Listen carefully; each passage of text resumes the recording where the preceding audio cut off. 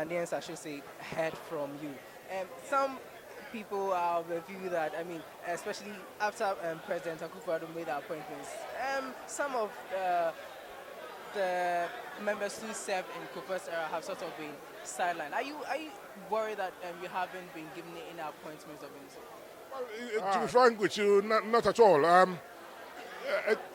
A government is a government of a time. I mean, I've served as a minister before, and although the president has come in, wants to use different sets of people to achieve a goal, and achieving a goal is not done in a year or two.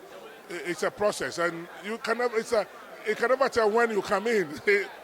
And in the MPP, as you may well know, it's like everybody wears a JC to be ready to call to come and play. If you remember, President Kufuor's time, I came in the second term. I was nowhere to be found in the first term, and I played my part. So I'm not really worried at all. It's wherever you find yourself in public service, you play a role, not necessarily in the frontline activity. There are lots of people who are not in the front line, but perform key roles for us in state institutions or public organizations or even as advisors around, and even as getting the government to be on its toes. Sometimes when you are in it, you might not even see things so easily, but when you are just a bit outside, you can be able to advise. So every role is available to play, so I'm not worried. Just naturally, I'm a bit quiet because I've grown. I'm not more the youngster you used to interview and talk. But as you grow, you become more patient. You become more.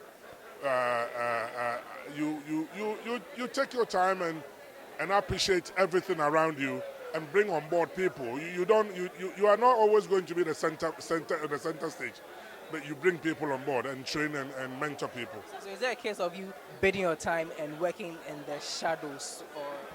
Oh, not necessarily. I'm not an appointing authority. I mean, we're always available. I'm always available, and the president knows that.